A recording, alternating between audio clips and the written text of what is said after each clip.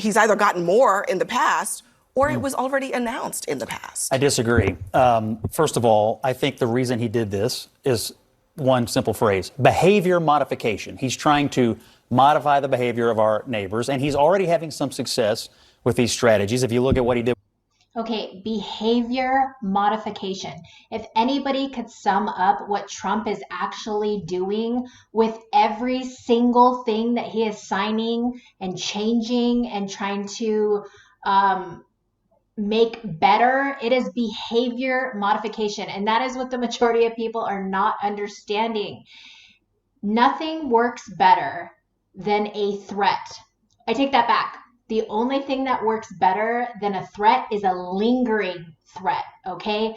Isn't the argument always that the power that Trump possesses, so much of it is hindered on not knowing what he's going to do, not ever being able to assess his next steps.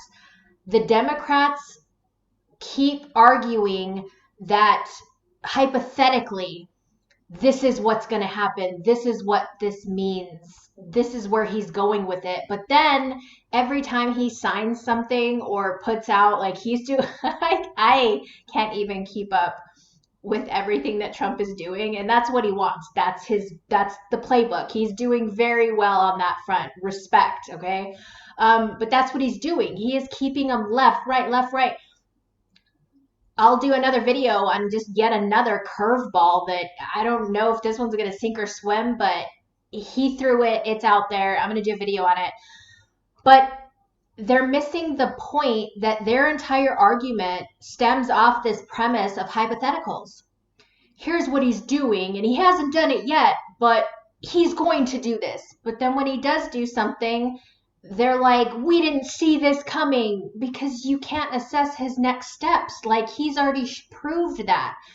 And the worry that he's instilling in Democrats right now, the panic, I don't even know what it is. It's indescribable to me because it's funny. It's like laughable. I know what he's doing. Most people that have common sense know what he's doing. And the Democrats still don't get it. They still live in hypothetical land where they want you to not think about what is, but what could be. Oh my gosh. Behavior modification. Scott, I love you. With Colombia. If you look at what the news was over Nothing happened with Colombia either. Mexico, if you look, Canada. They were taking deportation flights. I love this show. No. This is my favorite show. It's Because called you're lying. Let's All Scream at No, Scott. it's called informing our audience. I can't stand her. No. Hold on. Colombia everybody. was already Hold taking on, deportation Catherine. flights. Change No, the subject I'm not. to Colombia. I'm wrapping it all together. It's all part of the same Let's go thing. back to what Trump got for threatening a 25% tariff on Mexico and Canada. What did he get? On Scott? Mexico, he got a permanent set of troops, not temporary, just during surges. He got permanent troops. And on Canada, let me tell you what he got. Let me tell you what he got. You cannot just, hold up. You can't just like insert your own qualifications into this. Where does it say that it's permanent? The White House told me tonight that the commitment they have from Mexico is that they will put permanent troops. Do you know how many troops Mexico? You didn't let us finish on Canada, by the way, because he did get new things on Canada, which I'm sure you know. And I'm just going to read you Justin Trudeau's own statement. Canada is making new, and if I'll define it for you, that means not previously existing, commitments to appoint a fentanyl czar, list cartels as terrorists, ensure 24/7 eyes on the border, launch a joint task force to make money laundering and organized crime. Richard, I'm going to let you in here. But This is all new. It's all new. Hold on. Can I say something Hold before on, we go to commercial? Richard, just give me 1 second. 1 second. We got to make sure that this is clear because you just put fentanyl on the table, figuratively. Yeah. They're 43 pounds. Thank God it's not literal, because it'll kill you. 43 pounds of fentanyl. I wouldn't recommend ingesting from it. Canada, from the northern border. Okay, that's not 4,300, not 43,000, 43. Richard. Okay, so we got these, knew this and knew that, and there's us.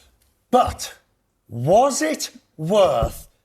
Okay, I have to make a point here with fentanyl. For anybody that has any sense at all, Abby is sitting there laughing at this. They're all laughing at it. It's only 43 pounds that's coming over the northern border from Canada. Only 43 pounds. Like, that's laughable. Like, what do you judge? It's not 4,300. it is not 43,000, it's 43 pounds. Okay, Abby, isn't the entire argument and worry over fentanyl is that it only takes the slightest amount? What is it? 3 milligrams, I believe. You can let me know in the comments if I'm wrong, but it's like something like 3 milligrams is all it takes to kill a person. Okay, that is why it is so deadly. That is why it is such an epidemic, is because you don't need a lot of it. You only need a tiny bit and boom, somebody's dead. So when you put that on how concentrated fentanyl is, and that's the whole problem with it, among other problems, right? But that's the basis of it, is that it's like a little bit. You only need a tiny bit and you're dead. 43 pounds can kill 6, 7, 9 or 10 million people. That amount can kill that amount of people. So if you're putting it in a percentage, that's a lot. That should be taken seriously. We're not talking about marijuana. We're not talking about crack. We're not talking about heroin. I mean, throw that in there with it, but fentanyl is in its own league. And for them to laugh at it, it's like, do you know anything? It's so infuriating. Ugh. Pissing off and offending Canada, which is one of your closest allies. Was it worth all the angst, the drama, Yes. the raw emotion Yes. when you could have had it with a negotiation? I'm sorry. Richard, so you seem to be extraordinarily worked up about what amounted to 12 hours of conversations between our governments. And the net result of it was everybody who didn't want tariffs should be, like you, should be happy. Everybody who wants less immigration should be happy. And everybody who wants less fentanyl, we should all be saying it's a We are win. back at the Because status this is going to come quo. back to bite in a way. First of all, Colombia. Second of all, Mexico. Third of all, Canada. Then you've got the European Union. All these allies are going to remember that they were bullied at the edge of a... No, they're going to remember that the can we- United but States can is we- the dominant nation. No, in the but- world. There are no Trump And we have a president. Okay, that's the point. That is what they're all missing. Do you care that you hurt all these people's feelings? Do you care that all these allies who, let's be honest, they're allies with us for a reason? Do they need us or do we need them? Read the room, people. Frickin' Brits, man. I don't know if this guy is English or not, but he's bothering me on a lot of different levels. So weak. Come on. No, this is crazy. You just named off where Trump did all these stints, right? To all of these different people playing this game with him, because again, they don't know what he's going to do either. And that's the looming threat.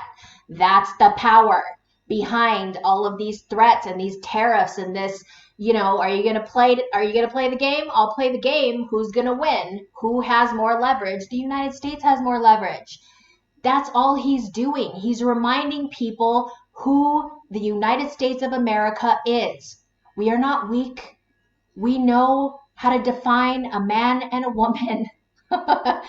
We have common sense. We're back. We're big. And you need to be reminded of that. And I'm here to remind you. And you know what? Every single country that he is reminding is falling into line. Okay? I don't care if they're sad about it. I don't care if they're upset about it. And if I have to hear about one more freaking Canadian quote unquote threat, I don't think you can use the same words as Canadian and threat in the same sentence because it's laughable. Okay? Canadians, I love you. You guys are great. You're fine. You're not a threat to us in any way, shape, or form. Okay, we're reminding you of who the big dog on the playground is on this continent, and it's not you, and it's not Mexico. It's us. That's all we're trying to do. We're trying to remind you to be grateful and that we don't owe you anything. Get in line, treat us better like the respected opponent that we actually are, and then we can talk. Take it seriously, or else. Behavior modification. don't really And now we have a president. Guys, Here on the a people who are buying goods every day, those are the people who are caught in this chaos. It's not a game of chicken. No It's a- tariffs were levied. But none were levied. Okay. But it's the But zero, no, it's the but- uncertainty and the Okay. chaos. First of all, It's one day. Trump is now threatening to tariff. But Why we would didn't. anybody we have a deal. We have You a guys- you guys 30-day gotta- deal Yeah, but for you guys- nothing. You guys 30 read days. your talking points 12 hours ago. I It's 10 can't stand o'clock. her. Look what happened in the interim You asked the period. question. We What have an happened? agreement. You made the point. Nothing. The three people got together and said, you know we what, will Trump do is right and exactly we'll what help we. you. And you no, know You what? and they I will said have we to will agree do to disagree about that. exactly. I'm Our still in people. shock that you actually said that the border crossings went down under Biden. But- They because did go down down. under Biden. Yeah. You know why? She's so You know dumb. why, also- Melinda? This is like so But- disingenuous. Wait, no, hold on. Let me Scott, do you accept that tariffs are inflationary? I accept that tariffs are taxes, and I accept that. And I accept that some prices could go up. And Bakari, you're right. Donald Trump said that you may feel some pain, but let me tell you why he said it. Because fentanyl is a scourge on this country. Unquestionably. Illegal immigration and the violence that's come with it is a scourge on this country, and we have Let's a be- moral obligation. but He let us did be nothing moral obligation. about Let us any be of Moral that. obligation. honest. Let us be also honest. I can't stand Abby anymore. A point that he made, this is not a game of chicken. Everything's a game of chicken, okay? And when we're going to talk about behavior modification, this goes back to like childhood children, and any parent will tell you there is no better way to enforce respect and a little bit of fear, okay? It's always the behavior modification of, guess what? If you do not respect me, this is going to happen. All of these Democrats are missing the point that you remind us of those kids that we see, right? When we're out and about, like at a grocery store, at the bank, or wherever, right? Where you just have that one kid that you're like, man, that kid needs to be spanked at some point. That kid's running the show. That parent looks weak as hell. And then you're just like, you're doing a disservice to the future by sending that little mongrel out there in society, acting disrespectful, not knowing authority if it smacked them across the face. Like, that is what these Democrats, and the one that I hate on here, I'll say dislike, right? I hate using the word hate. I dislike her so much. I think her name's Catherine. She's the one with the annoying voice, and I'm probably going to do another video because she's been on a lot of stuff lately. Why, I don't know. She's so annoying, and she's that kid. It's like, I'm sorry, your parents did not raise you right. They did not raise you to be serious or respect any sort of authority, and you talk like you're talking to a screen and nobody's there to, give you what's for. And that's what I would describe her as, somebody that did not get spanked enough as a child, if at all, right? Behavior modification, it's as simple as dealing with children, and that's what Trump keeps doing with people. He's like, daddy's home, right? Mommy's home. And if you can't settle this yourselves, I'm going to settle it for you. Okay? And I don't know how people aren't getting it or noticing it. And they're just like, you're hurting their feelings. These are our friends and allies. They're only friends with us because of the benefit that they get. What benefit do we get? Okay? They're one of our posse. Okay. But who's the head, right? Who's El Jefe? Who's Papi? It's the United States. Why are they not getting that? We are the ones that have to go out and defend everything and fight everything and give aid to everybody. And, the United States, we have to take the responsibility for everything. But you don't want us to have the power in return? That sounds like an abusive relationship to me. It sounds like you're taking advantage of us. Now, I don't know if Abby, because I've been watching a few of these recently, and at first Abby wasn't like all on Scott like she is now, but I don't know, because this should be Scott's show, hands down. And CNN, You're retarded for not noticing that immediately. This should be Scott's show, okay? Now, Abby keeps doing this thing where she's not even letting him talk anymore. She cuts him off 3 seconds in every single time. He is the only one on there that she will not let say anything, and the only one that she argues with. She talks more than he does. And then everybody else on there, she's like, let them all talk, let them all finish. You know what, Abby? You shouldn't even have a show, okay? I don't know how anybody hasn't noticed this yet. You are, again, this is the Abby show. We're going to sit down and talk because people aren't talking. No, you're not letting anybody talk. You're pushing your agenda, liberal Lucy over here, and we all know it and we see it, and she's hounding on Scott like it's upsetting me. I love Scott. He's the best. And she keeps going after him and not even letting him talk, say anything. And why would somebody not want to let somebody else talk? If he's as crazy as you think he is, don't you want people to hear that? So you could be like, look how crazy this Republican, look at how crazy all these Republicans are. If you would just let us talk, then people could hear us and be like, whoa, they are so far gone. But no, you won't let us talk. And why? Why wouldn't you let us talk? Because you don't want some truth getting out. You don't want some secrets revealed. It is so blatantly obvious. And you guys are continuing to do it, and it is getting more ridiculous and just obvious to people, anybody paying attention. And I hope that Democrats are paying attention because, man, there was a split second there after the election when I think some Republicans were like, hey, there's a few Democrats out there that are actually saying something. They're questioning, the biggest thing, questioning some things, like just questioning some things. And boom, here we are. Trump has only been in office for 2 weeks, and all those Democrats that were coming to their senses a little bit, just in the sense of asking questions. Everybody should be asking questions, doing your own research. There is nobody that should be telling you can't even question this. The Democratic Party will tell you, you cannot question us. You cannot question this. You are either with us or you are against us. And I don't think there is a more dangerous political party than the Democratic Party.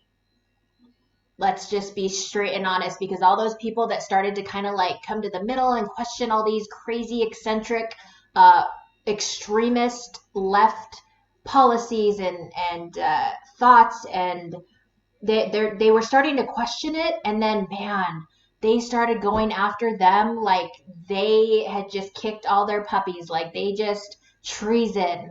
And nobody was worse to them than their own party just for asking a few questions. And that is who the Democratic Party is. They run on threats, and you better not question me or us because we think for you and you better fall in line. And most of them that were coming out with some sense a little bit, they've all fallen back into line because they couldn't handle the resistance and the hate from their own party trying to squash them.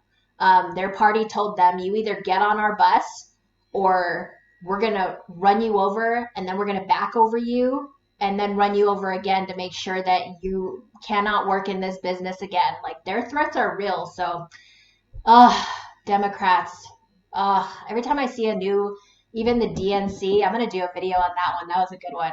But yeah, Scott, I love you, Scott.